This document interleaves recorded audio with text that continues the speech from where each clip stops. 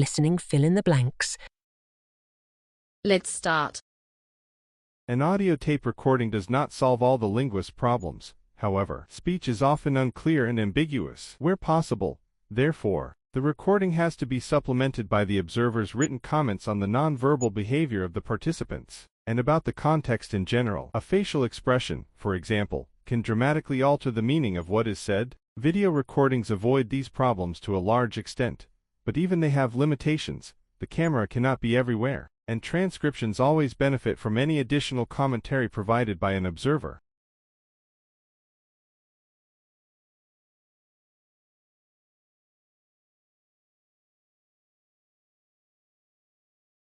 Psychologists have long held that a person's character cannot undergo a transformation in any meaningful way, and that the key traits of personality are determined at a very young age. However, researchers have begun looking more closely at ways we can change. Positive psychologists have identified 24 qualities we admire, such as loyalty and kindness, and are studying them to find out why they come so naturally to some people. What they're discovering is that many of these qualities amount to habitual behavior that determines the way we respond to the world. The good news is that all this can be learned. Some qualities are less challenging to develop than others, optimism being one of them.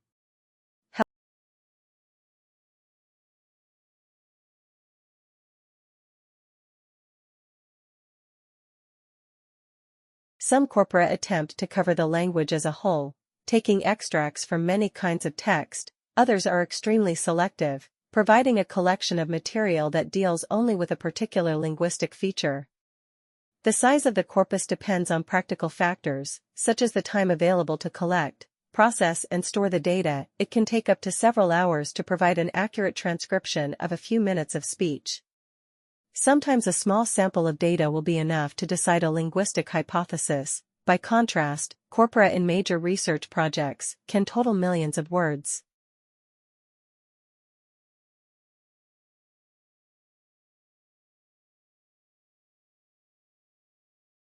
Our perception of the Arctic region is that its distance from industrial centers keeps it pristine and clear from the impact of pollution. However, through a process known as transboundary pollution, the Arctic is the recipient of contaminants whose sources are thousands of miles away.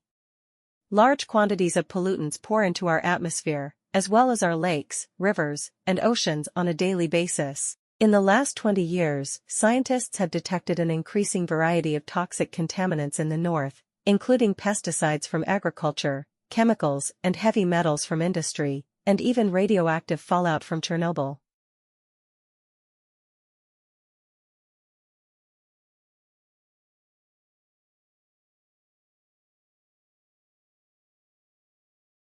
Pollutants respect no borders.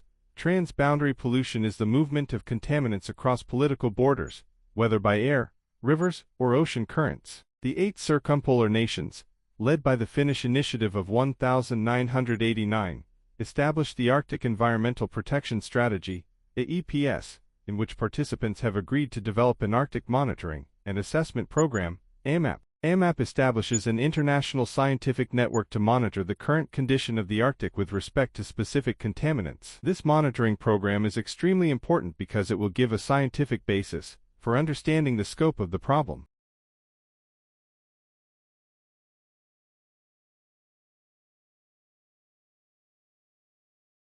Certainly, any prospective time travelers may have to overcome more physical and logical hurdles than merely overtaking the speed of light. One such problem, posited by René Barjavel in his 1943 text, Le Voyageur Imprudent, is the so-called grandfather paradox. Barjavel theorized that, if it were possible to go back in time, a time traveler could potentially kill his own grandfather. If this were to happen, however, the time traveler himself would not be born, which is already known to be true. In other words, there is a paradox in circumventing an already known future. Time travel is able to facilitate past actions that mean time travel itself cannot occur.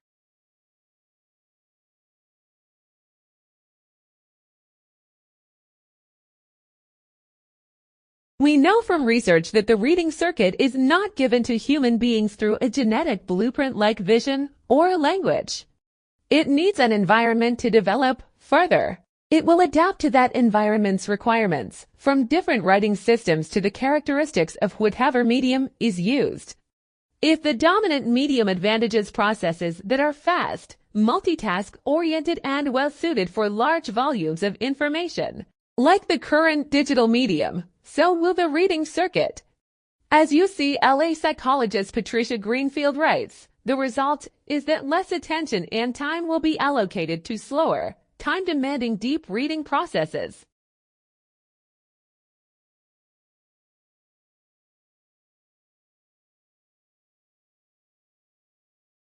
Towards the end of the 20th century, the government realized that, due to limits on both the size of the country's workforce and its land area, its labor-intensive industries were becoming increasingly uncompetitive. So an economic committee was established which concluded that Singapore should focus on developing as a service center and seek to attract company headquarters to serve Southeast Asia and develop tourism, banking, and offshore activities. The land required for this service sector orientation had been acquired in the early 1970s, when the government realized that it lacked the banking infrastructure for a modern economy.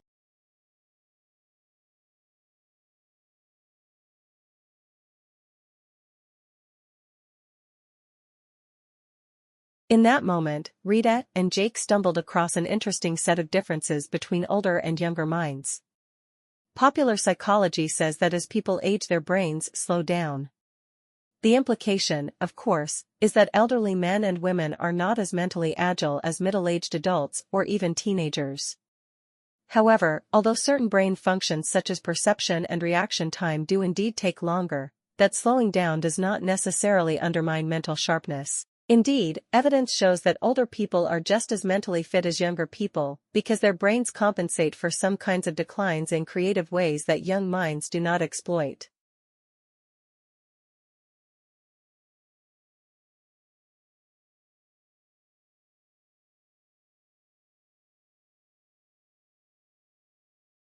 Excellence does not emerge without appropriate help.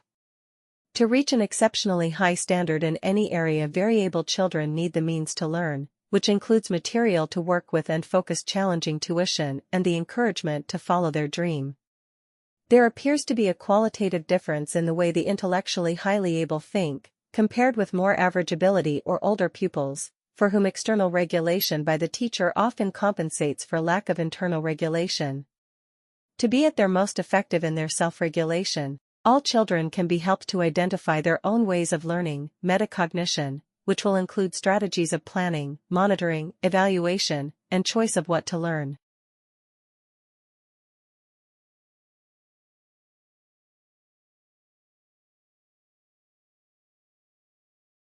Like, share, subscribe the channel, and press the bell icon for further updates.